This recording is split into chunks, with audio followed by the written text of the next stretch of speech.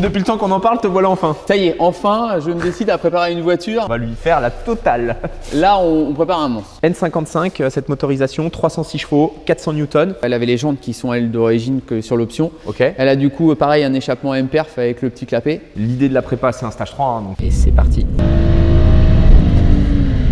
Verdict. Ah, faut aller voir la courbe. 320 chevaux. On va lui faire une bonne révision.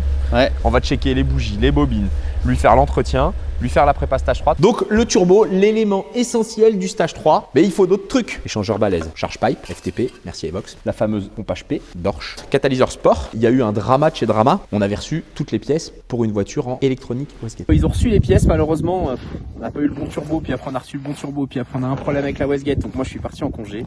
Ils n'ont pas pu finir le montage sur le véhicule, donc je vais m'en charger. William, enfin te voilà. Ouais, voilà. Je t'ai fait un message hier, t'étais prêt déjà à partir j'étais au taquet, j'étais assis prêt à y aller, tu vois. Faut dire que tu l'as attendu aussi. Elle s'est fait désirer, on va dire ça. Elle nous a grave embêté, je vais rester poli dans cette vidéo, mais elle nous a grave embêté ta caisse. Ouais. Pour vite fait résumer, le turbo, normalement on a commandé un pneumatique Westgate, on reçoit un électronique Westgate. Jusqu'ici ça va, on démonte, ta Westgate elle est morte, il faut attendre une Westgate. On remonte, tu as une fuite d'huile sur la Modine, donc tu avais une fuite d'huile juste sur le bloc de refroidissement. Donc la Modine c'est le bloc de refroidissement, en gros ton circuit d'eau vient refroidir ton circuit d'huile. Donc tu avais une fuite sur le bloc, tu l'avais pas trop checké la voiture en fait entre l'achat et le moment de la on avait juste les grandes lignes en gros, suivi, elle avait son suivi haute, mais après en gros elle est revenue et quasiment aussitôt on a dit allez on cale et on recheck tout ça un peu plus après et voilà. Okay. Bon, il y avait une fuite sur l'avant du bloc, donc les gars ils ont réparé la fuite. Ça nous a encore bloqué dans le timing. Ouais. Voilà, c'est ça. Après tu avais le galet courroie d'accessoires qui était HS parce que je pense que l'huile lui coulait sur la gueule, la courroie devait patiner, ça a explosé le galet. Après on s'est mis à faire la cartographie et pendant la carto, il y a eu un bruit moteur anormal à un moment. Nico t'a appelé, t'as dit ça y est, c'est une bielle, c'est fini. Voilà, exactement, c'est le moment où là je finish today le moteur. Voilà. T'étais prêt à swapper un V8? Exactement. On regardait ce qu'on mettait comme monstre dedans. Et non, en fin de compte, c'est les deux vis de la pompe HP. Une des deux vis a cassé, peut-être pour le coup à un couple trop élevé au serrage ou au desserrage. Il y a peut-être eu de montage, de démontage, bref, on a remplacé les vis et puis depuis, tout va pas trop mal. Maintenant, toi, ce que tu veux savoir, c'est la puissance. C'est ça, je suis curieux de savoir comment elle marche, la puissance qu'elle représente. On avait dit on garde ça en mode surprise. Le bruit, je l'ai pas entendu. Donc, Alors déjà, t'as pas de ligne M-Perf dessus. Hein. Tu pensais avoir une ligne M-Perf. D'accord, ok. T'as un 4-back d'origine. Ok. Voilà, nous on a posé l'échangeur, on a remplacé la charge pipe par la dernière charge pipe malgré que tu avais déjà une charge pipe aussi sur le véhicule. Le turbo, la révision complète du véhicule, un filtre à RBMC neuf dans la boîte à air, le capteur MAP qu'on a dû remplacer en phase réglage pour mettre un peu plus de pression de turbo. Okay, ouais. En gros, ton ancien capteur limitait une pression de suralimentation à 1 bar. Là, on tourne entre 1 bar 5 et 1 bar 6 de pression de turbo. La pompe haute pression qui a été remplacée aussi.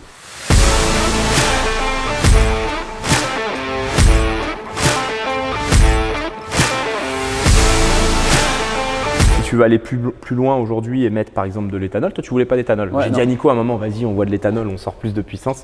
Mais là il m'a dit non, il veut pas de 85. Pourquoi pas de 85 d'ailleurs? Ouais, après, vrai ou pas, quand tu roules en E85, tu es obligé d'aller diminuer un peu plus en même temps tes plans d'entretien. Il n'y a pas une histoire par rapport à ça? C'est théorie ou réel? Non, alors forcément avec de l'éthanol, les amis, on va remplacer les bougies plus fréquemment pour pas avoir de problème de démarrage, pour pas avoir de problème de fiabilité. Ouais. Les bobines, pour le coup, on a mis bougie bobine neuve sur le véhicule aussi. Pour passer à l'éthanol, ton véhicule, avec le niveau de puissance qu'elle a aujourd'hui, il faut remplacer la pompe basse pression dans le réservoir et peut-être installer un port injection parce que sinon tu es un peu limité en termes de débit de fuel pour rouler 100% éthanol. Donc tu aurais dû faire des mélanges, un mixte, ouais. E50, E60 en gros, donc 60% de 85, le reste de sans plomb. On aurait pu atteindre des niveaux de puissance plus élevés avec de l'éthanol, l'indice d'octane étant plus élevé. On aurait pu aussi obtenir des niveaux de puissance plus élevés au samplon 98. Ta target puissance c'était 500 chevaux, 650 newtons je crois, c'est ça? C'est ce qu'on avait dit, voilà. On allait chercher. C'était l'objectif d'avoir un jouet et qui reste dans, allez, ce qui est quand même un vrai jouet, mais qui reste dans les choses raisonnables. Mais c'est vrai qu'après on se pose la question toujours de faire évoluer. On va déjà jouer comme elle est là et après voilà, on verra. Alors dans la dernière vidéo, quand tu es venu et qu'on a présenté la caisse, il y a plein d'abonnés qui ont répondu en commentaire. Effectivement, les freins que tu as sur le véhicule, c'est pas un kit frein en option ou quoi, c'est les freins de série de la M135. Je pensais que la M135 elle avait les freins classiques et que tu avais ces freins là qu'avec un pack spécifique. Un pack, et non, en fin de compte, ouais. Si j'ai bien écouté dans les coms, si après tu as le pack performance vraiment M Sport, M Paquette, M voilà, parce qu'il y a tellement de notions utilisées, tu as les étriers jaunes avec des disques encore un peu plus gros. Okay. À tout moment, j'ai encore dit des conneries, je me fais fumer. Oui, c'est voilà, compliqué les BMW, il y a 1000 options. Parlons chiffres. Quand on a commencé ta prépa, elle avait déjà une préparation. Donc elle avait déjà été reprogrammée, très certainement par… c'était quoi? C'était un import? Ouais, c'est un import. Ouais. C'était un import. Donc quand tu es venu, il y avait 311 chevaux, 400 newtons. C'est ça. Il y avait plus ou moins la puissance, mais un peu plus de couple. Aujourd'hui, on a 500 chevaux, 740 newtons.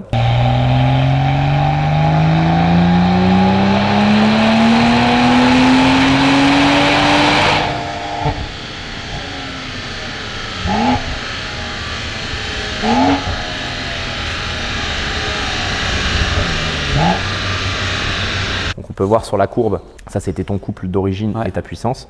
On a fait venir le couple tardivement, tu as le couple max à 4000 tours pour déjà préserver l'embiellage, ça serait con de faire une bielle, et améliorer la motricité. On a aussi fait une reprog de boîte de vitesse, on avait besoin de déplacer un petit peu les limiteurs de couple. Et surtout là tu as un plateau de puissance à 500 chevaux entre 4500 tours et 7000 tours minute. Donc vraiment le plateau qui est là. En termes de performance, ça va vraiment bien. J'ai un peu essayé sur route, en reprise et tout. Honnêtement, c'est cool. Et en plus, ce moteur-là, je trouve que c'est le moteur qui fait le meilleur son chez BMW. À côté de ma M2, par exemple, M2 série G ou même déjà les M3, M4 série F, le son, c'était un peu compliqué, métallique, casserole et tout. Là, c'est parfait. Bon, ouais, top. Je pense que finalement, elle a un peu de kilomètres. Ouais, 171 000. Ouais, j'allais dire 180 000. Petite fuite d'huile par-ci par-là. Le flector, c'est en bon état. Les suspensions c'est en bon état, le châssis c'est cool, voilà. Ouais, un bon petit jouet. Bon, toi tu veux juste démarrer et la seule chose qui l'intéresse, c'est un démarrage et du bruit quoi. Alors on va te faire un démarrage.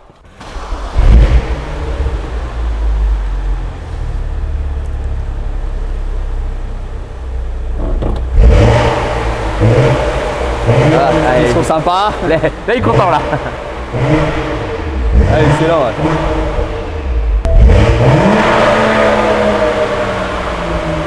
Et puis, je pense que le son de ce moteur-là, c'est pas là où tu vas en profiter. Ça va être en pleine charge. Ouais. C'est quoi tes prochains événements avec la voiture là? Tu vas aller faire un peu de piste? Tu vas aller faire un peu de drift? Elle va aller faire un petit peu de format piste, différents événements. Et déjà, juste après, là, elle va aller sur sa préparation esthétique extérieure. Elle devait sortir en covering pour les brûleurs de gomme. Brûleurs de gomme, exactement. Tu seras présent au brûleur de gomme 2025 avec le covering. Peut-être pas le même. Mais là, voilà. Et il y a 2-3 événements. Elle est encore un peu courte sur les événements à venir là. Parce qu'on veut vraiment, quand elle sorte, elle ait fini son cover, sa prep. Okay. Mais après, le but, c'est vraiment ça. Et puis, je vais en même temps suivre un peu le championnat de France de drift, suivre tout ça. Donc, elle va être vue. Et j'ai 2-3 qui veulent aller la rouler, la jouer. Okay. 2-3 aussi dans le sud qui sont bien connus pour faire de la glisse dans des grands virages. Ah ouais, ok. Ça sent. Donc, voilà. Ça sent quelques cols de montagne sur route fermée. Donc voilà, on va aller l'emmener, c'est pour ça qu'on attend qu'elle soit vraiment prête et puis elle va aller jouer un petit peu, donc ça va être top. Ce week-end, nous on est au championnat de France de drift. Et ben moi j'y suis le samedi. Donc, on se verra là-bas alors. Samedi j'y suis. À tout moment le train de pneus, oui c'était hier les amis, la vidéo va sortir dimanche. Oui, bah oui. À tout moment, samedi, elle est sur la piste. on sponsorise un pilote, plus on peut la donner à un champion de France, un vice-champion de France ou quoi. Bon, il va se faire chier totalement, je pense. Mais… Il aura, voilà, pour avoir été dans leur voiture, j'ai été roulé un peu alors sur route mouillée avec leur mulet et puis là sur du sec où ça envoie mais vraiment fort en termes de puissance. Oui, en effet. Moi, je suis monté avec Jason. Honnêtement, j'ai été surpris, c'est qu'on accélère aussi vite que moi en ligne droite, mais en latéral. Ouais, même c'est monstrueux. Il passe du grip dans tous les sens. C'est plus que pas mal. Par contre, j'entends que sur le toit, là, il se met à pleuvoir. Autant dire que 500 chevaux, 750 newtons sur les roues arrière, notre petit essai routier va être complètement foiré, quoi. Je vais garder le volant. Oui. Bon, on va essayer ça? Ouais, c'est parti. Allez, go. Bon, ton parcours automobile, t'as déjà eu des voitures aussi puissantes? Alors, plus jeune, j'ai roulé 997 Carrera S. Où je roulais énormément avec, mais d'origine. Donc elle faisait 380 chevaux, quelque chose comme ça. 355? Ouais. Et donc du coup voilà, j'ai pas mal roulé avec ça. Mais sinon, non. Après des gros bébés, mais pas spécialement, tu vois, avec autant de puissance. Voilà, ça va te changer. Puissance, couple. Ouais. Moi, j'aime bien ces empattements un peu courts, dynamiques et tout. Le même moteur dans une série 3, c'est un peu plus. Bah en fait, au début, j'avais, tu vois, regardé vraiment le même bloc moteur, c'est ça, sur les 335. Ouais, Et quand j'en ai parlé avec les gars, alors du championnat et autres de drift, ils m'avaient dit, hein, mais mets ça dans une série 1, un petit jouet, ça va être rigolo. L'empattement court et tout, compact. Bon, en termes de son, déjà, est-ce que tu vois une différence, toi? Ouais, honnêtement, déjà, voilà, t'as le petit son sympa. Vachement plus feutré. Toi, ce qui est bien, c'est que cette boîte de vitesse là, elle est super rapide, elle est vachement douce et tout. Et puis quand t'es en mode attaque, c'est plus dynamique que la 6 HP des mêmes générations. Alors après, quand ils sont passés en 8 HP, bon, là ça a changé. Ça a changé, mais on a conservé les deux modes de conduite, donc sport ou classique pour la boîte de vitesse et pour la réactivité pédale. Donc en sport, t'es plus réactif qu'en normal. Ouais, déjà, ouais, le petit bruit sympa, tout ça. Ah, tu vas voir ça en pleine charge. Après là, ça va, les amis, ça va vraiment être un essai, on va dire, sensation de conduite, bruit, plaisir. On est sur la route. L'idée, c'est pas d'accélérer sur route ouverte ni rien du tout. Il y a de plus en plus de gens maintenant qui accélèrent sur la route ouverte en vidéo. Il faut faire attention. Bah là, c'est pour ça, tu vois, quand tu arrives à caler des phases sympas avec le drift, moi j'ai découvert un vaison piste, tout ça et tout, c'est sympa. Ouais, t'es en milieu fermé, tu peux y aller, tu peux profiter de ton jouet. Là, l'Oyac, c'est pas loin de chez toi, il faut y aller avec là. Là, ouais, t'as le bon outil, de la puissance, du couple. Ça va vraiment être ça. Faut que normalement, voilà. Je suis en train de regarder pour caler ça et y aller justement, déjà moi apprendre. Ouais, okay. Avoir l'outil qui va bien et puis je vous vois y aller, donc j'ai qu'une seule envie, maintenant que j'ai le jouer, c'est d'y aller quoi. Ah bah ça, Yann il va te… T'as une petite… T'as un tout petit accro là, et bah, sur ta palette, elle est tranchante là, t'avais déjà vu? Ouais, j'avais une petite amorce. Le chrome, ça m'avait une fois découpé le doigt comme ça, mais pas attaqué, c'était sur mon GLC. Là le chrome pareil, il se barrait, c'est un rasoir. T'es bon pour t'envoyer un petit volant carbone avec les palettes quoi. Voilà, là c'est vraiment un rasoir quoi. Allez, écoutons le son.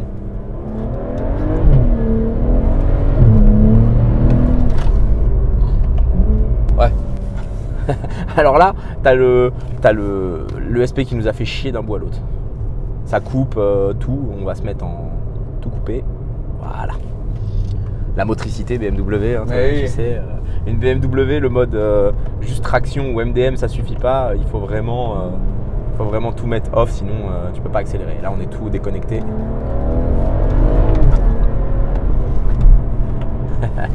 Ouais, terrible. Après, ça va plus être du couple en bas régime, ce genre de choses, la relance. Toi, tu voulais ça pourquoi?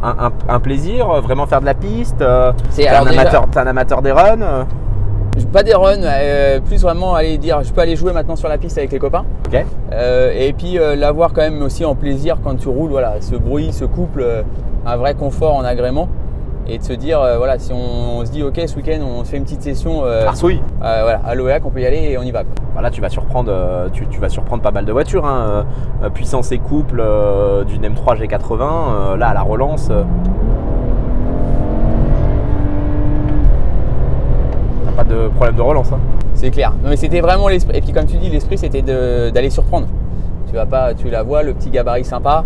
Et après, bon, on va la reconnaître avec son cover, mais au premier abord, tu vas te dire, ah, ok, tu peux te dire entre guillemets, c'est une 120D, voilà, il a son petit jouet. Ça marche. Non, pas du tout. Bah, de toute façon, extérieurement, tu vois tout de suite que t'es pas dans une 120D. Oui. Tu vois tout de suite que t'es pas dans une 120D, ça va. D'ailleurs, ces générations-là, ils avaient déjà fait un effort conséquent sur la partie freinage. Mais moi, je trouvais pas ça fou, quoi. Tu vois, il y avait des gros étriers, mais c'est mal ventilé. Il n'y a pas de gros disques de frein. Maintenant, ils ont vraiment mis du… Maintenant, ils ont optimisé vraiment tout ça, ouais. La M2, on a démonté les freins, c'est 390, 386 quelque chose, par 36. Le disque, c'est un disque de voiture de course. Ah ouais, tu m'étonnes, bah oui, ouais, c'est clair. Tu prévois des améliorations châssis ou pas du tout? Alors si, je suis en train, tu vois, je finis la prochaine étape, c'est vraiment de dire ok, je cale la partie esthétique et après vraiment les prochaines, c'est frein et puis je pense suspension. Tu fais quoi comme upgrade frein là-dessus? 10 plaquettes performants Dans un premier temps oui, mais après je pense que je vais vraiment essayer de changer pour aller chercher plus gros. D'accord, ok. C'est vraiment l'esprit de se dire ok, je vais chercher plus gros pour être tranquille et puis un peu surpris, je peux aller appuyer et être tranquille. Là, il faut aller se faire une petite sortie au Mans pour profiter pleinement de la caisse. 500 chevaux, 780 newtons, tu es sur les perfs d'une M3 F80. reprogrammer stage 1 quoi. Une D'accord. 431 reprogrammer stage 1, c'est plus ou moins ces performances-là. Forcément, là, tu as mis un peu plus de pièces. On est sur une prépa aux alentours de 10 000 €. Mais par contre, tu as un truc un peu unique en stage 3 quoi. Ouais, et puis où on va chercher ce retour fiabilité unique et le petit jouet sympa quoi. C'est quoi la prochaine après ça? Une fois que t'auras. Parce que bon, vous les vendeurs de voitures, vous restez jamais trop avec le même modèle quoi. Celle-là, j'ai dit, allez, je la garde un peu. Mais je suis déjà en train de regarder ce que je prépare pour 2025. Tu sais, je vais un peu anticiper. Tu fais un truc par année. Regarde, sous le tunnel.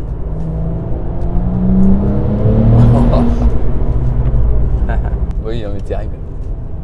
En termes de sonorité. Et ce qui est bien, ce qui est cool, c'est que on se met en 7, mais t'as pas de bruit dans l'habitacle, rien. Ah ouais.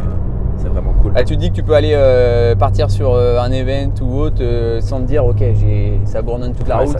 Ça te saoule. Non, c'est top. Mais ouais, on va commencer. J'ai 2-3 idées en tête. Allez, vas-y, lâche-en un peu. BMW ou pas BMW? Alors, j'ai une ancienne BM qui va sortir. Voilà, elle est sur sa partie carrosserie. E30. Non, E36. Ah, E36, pas si ancienne. Donc, T'es pas encore complètement dans la non. ancienne. Donc là, et puis après, voilà, on regarde un peu. On restera certainement chez les Allemands, peut-être sur une autre marque, mais plus 2025. Ok. Donc c'est en cours. T'as sur l'Audi alors? J'aime bien Audi et puis voilà, j'ai peut-être une voiture de cœur. On parlait tout à l'heure de Porsche, voilà, il y a peut-être quelque chose dans le tuyau, mais voiture de cœur, mais si elle revient. 911 ou Cayman Boxster? Non, vraiment rester sur comment la 911. 911, ok. Après, c'était, j'ai roulé beaucoup avec la Boxster S. J'étais content, un vrai jouet, un kart. Après, j'ai changé, j'ai joué avec le cab et le gros bébé, et là, j'adorais.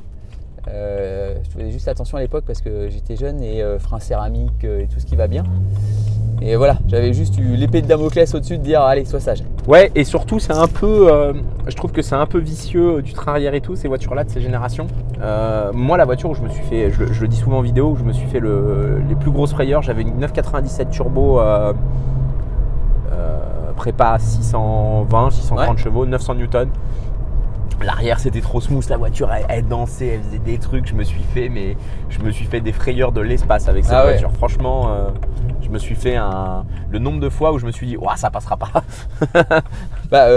Moi je dis rien, mais quand j'étais avec elle, avec la Carrera, j'ai eu 2-3 vraies grosses surprises. J'avoue, j'avais un niveau récréatif et de conduite, j'avais été faire à l'époque les essais de championnat 206, etc. J'avais été dans ces essais-là de qualif. Donc tu sais, tu as envie de jouer.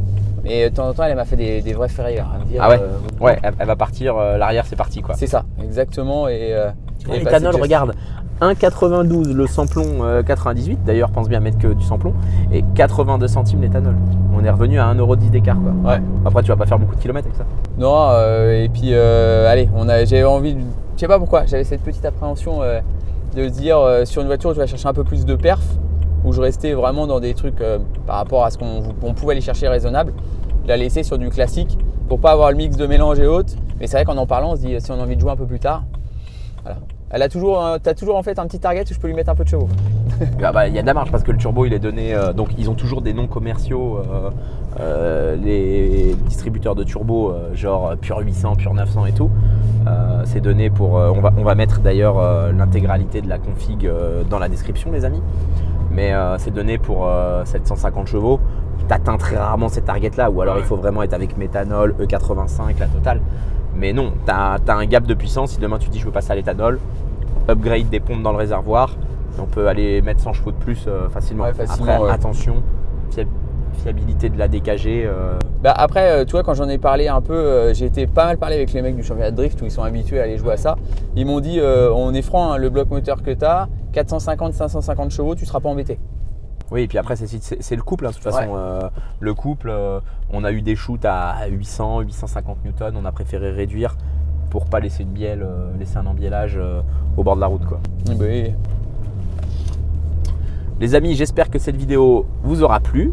La vidéo finale, je sais pas jusqu'où tu vas aller dans la tienne, c'est sur ta chaîne. Redonne-nous tes réseaux. Et bah alors, pas compliqué, William Commercial. Tous les réseaux, c'est William Commercial. Donc, on va sur l'Instagram. Tu les as tous eus, il n'y en a pas un qui t'a échappé. Non, il n'y a pas un qui m'a échappé. Donc, voilà, Insta, YouTube, TikTok, tous les réseaux, William Commercial, on est tranquille. Donc là, c'est pas mal. Bah nous, Shiftech, Pédéric Shiftech, abonnez-vous les amis. Le nombre de viewers qui regardent et qui ne s'abonnent pas, c'est pareil chez toi? Pareil. En fait, voilà, ils vont être à aller et ou ceux que tu vas voir qui vont faire du commentaire, qui vont adorer, qui vont suivre, etc. et qui s'abonnent pas. Ouais. Donc, allez les gars. J'adore vos vidéos, mais je n'ai pas mis la cloche. Je n'ai pas mis la. Donc le petit rappel, le petit abonnement qui va bien et voilà, on est tous pareils et ça c'est top. Voilà, on est rendu chez nous. Petite test et petit outro sur la route, c'était nickel.